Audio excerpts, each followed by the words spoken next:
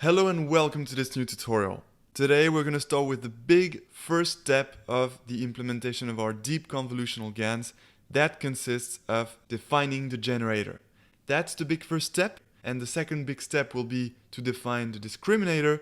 Then we'll have our brains, and then we will train these brains to generate some fake images. But today we're going to start with this big first step, defining the generator, and we'll do it in two sub-steps. First, we will make the class that will define the architecture of the neural network of the generator. So we will put in a sequence the different modules, that is, the different layers of the neural network. Then we'll make the forward function to propagate the signal inside the neural network. And then, once this class is done, we'll be able to create the generator itself, that is, the neural network of the generator, by simply creating an object of the class, an instance of the class. So let's do this, let's make this class. So to define a class in Python, we start with class, and then we give the name of the class, which is going to be G for generator, and then we'll call the class for the discriminator D. And now we're going to use a trick in object-oriented programming language, which is inheritance. We're going to inherit from nn.module, which contains all the tools that allow us to build a neural network.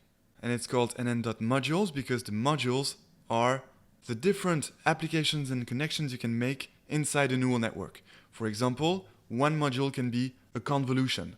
Another module can be a full connection. Therefore the name. And to apply the inheritance, there's nothing more simple. We just need to put as argument of this class G the module we want to inherit from, which is nn.module. There we go. This one.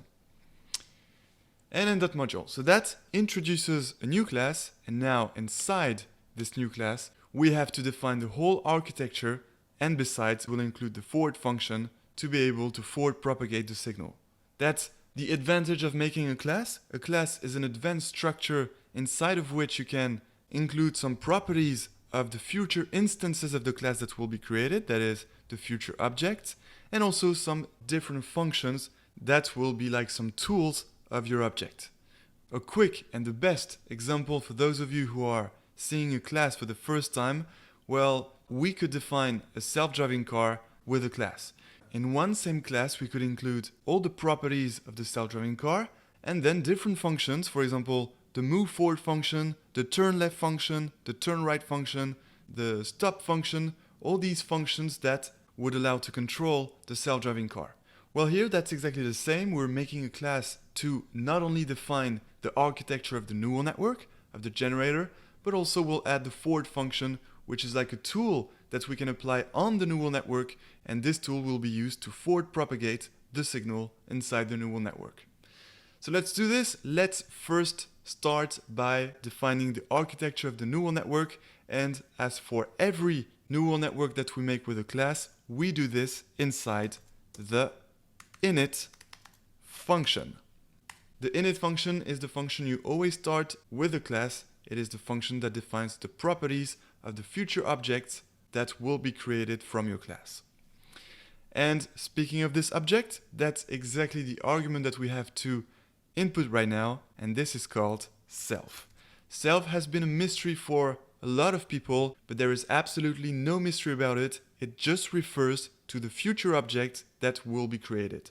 It's just a common way to specify that when we create a variable, we use the self to specify that this variable belongs to the object.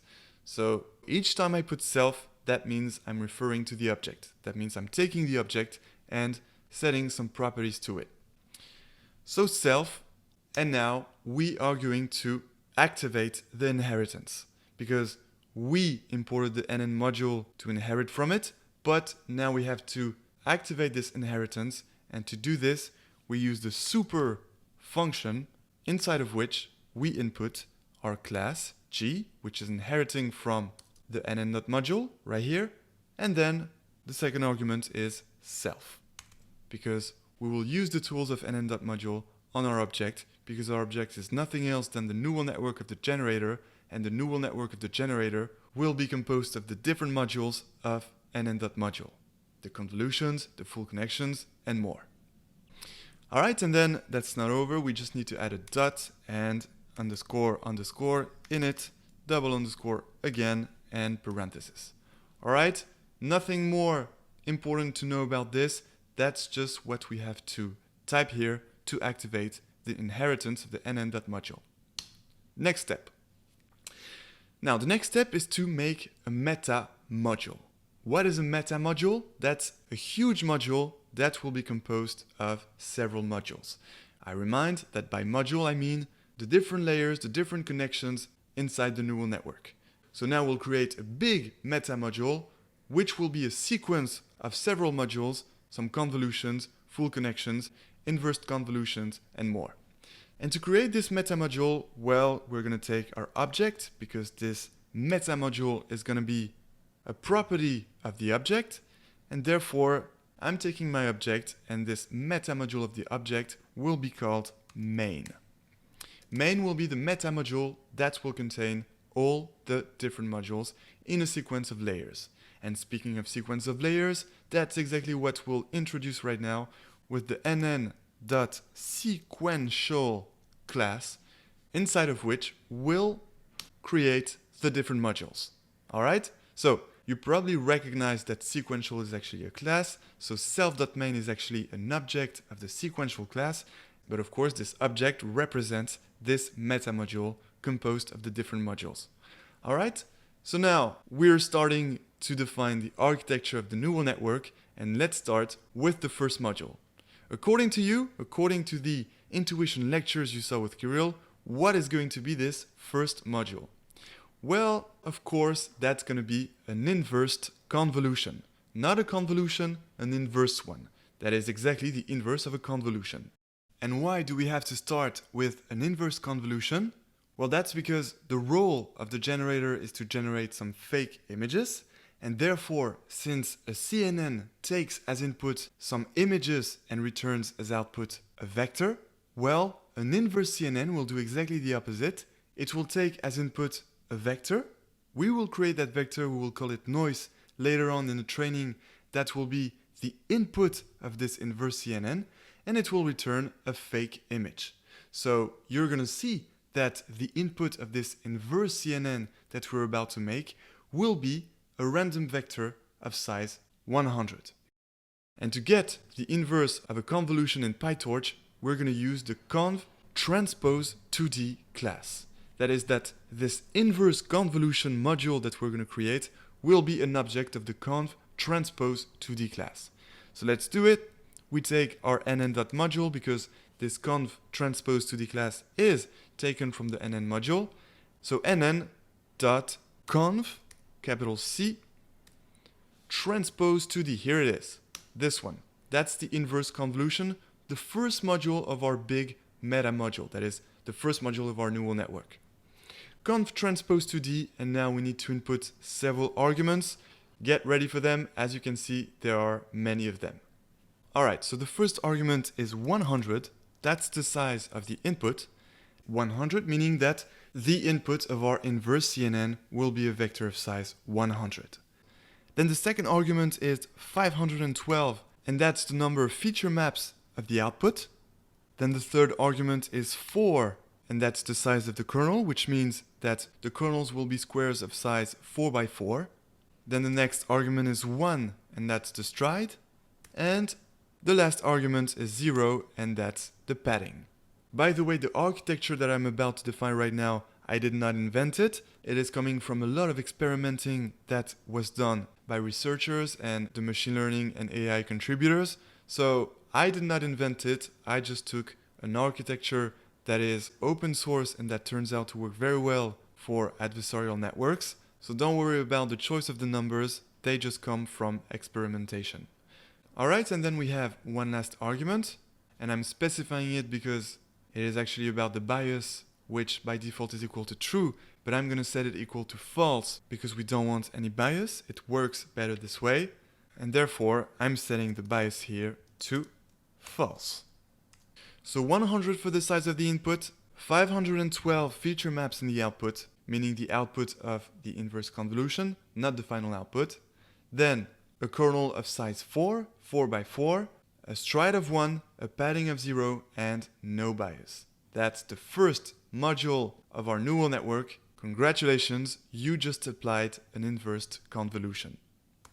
Alright, and now we are going to normalize all the features along the dimension of the batch. The dimension of the batch is 512.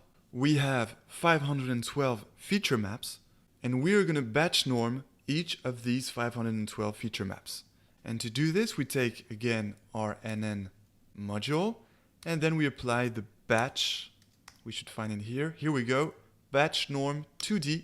And as arguments, we need to input the number of feature maps we want to batch norm. And since there are 512 feature maps, well, we are going to batch norm 512 feature maps. All right, so applying a batch normalization is pretty simple. Then we are going to apply a ReLU rectification for the nonlinearity of the neural network, that is to break the linearity. And to do this, nothing more simple thanks to our NN module. We take our NN module, dot, and we apply the ReLU rectifier activation function. And as argument, we just need to input true. Just like that. That applies a ReLU rectification. Then we are going to apply another inversed convolution. So I'm simply going to take my nn.conv transpose to D module, pasting it here, and then here we go with the series of arguments.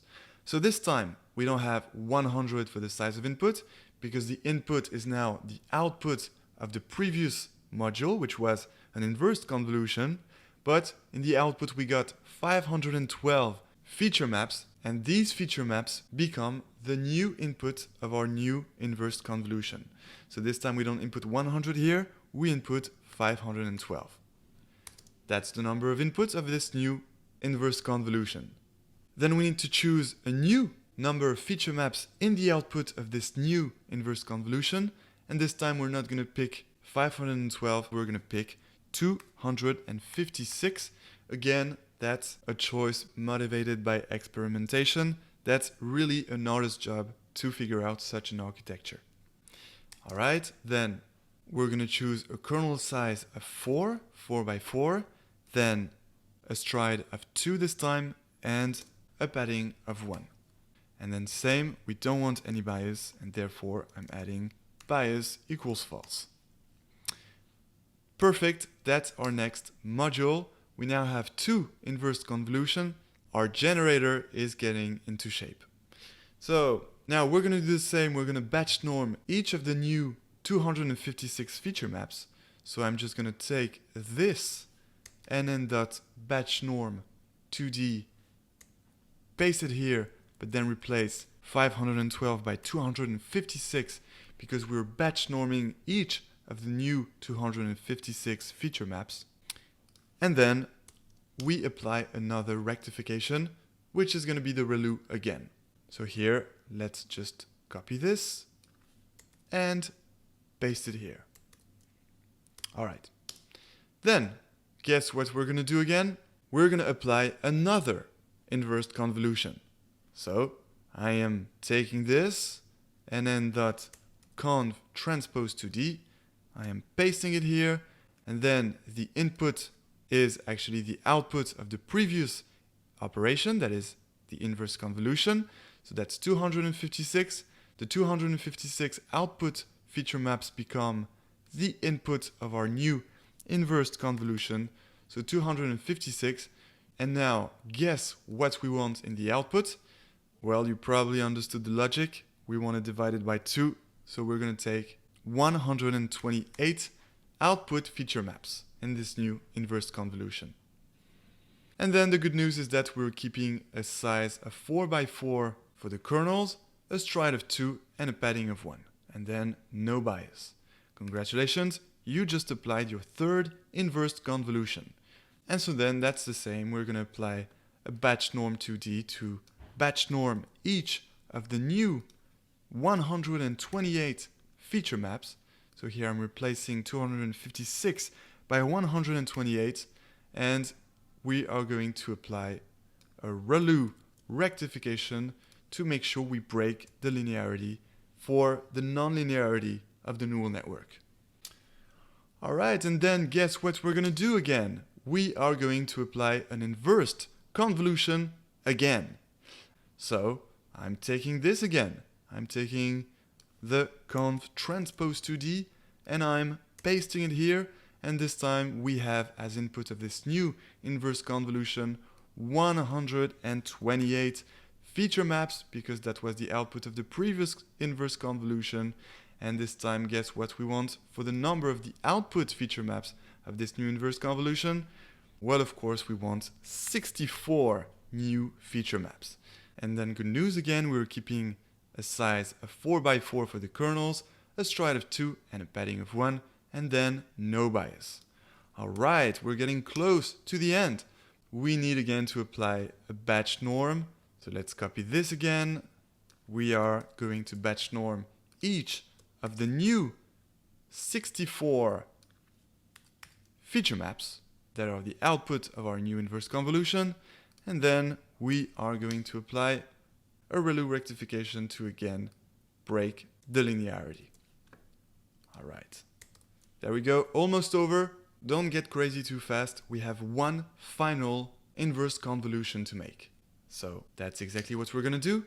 We are going to apply our last module, the inverse convolution, and I'm just copying the name of the module because this time we are going to input different arguments. So the first argument is the number of input, which is the output of the previous inverse convolution. So that's 64 again. And then for the output, that's important. Since we're making the generator that is supposed to generate some fake images, and since these fake images are going to be with 3 channels, well, the output of the generator is exactly going to be the 3 channels of the fake images, and therefore the number of dimensions for the output is going to be 3, corresponding to the 3 channels. All right, and then actually that's the same. We're going to use kernels of size 4x4, a stride of 2, a padding of 1, and again, no bias. So I can just copy this and paste it here. And there we go. We have applied all our inverse convolution. That's almost over. We just need to end this up with a hyperbolic tangent rectification to not only break the linearity again, but also to make sure we are between -1 and +1. Have a look at the tanh function. You'll see that the values are between -1 and +1. And also it is centered around 0. And why do we want the output values to fall between -1 and +1 and being centered around 0?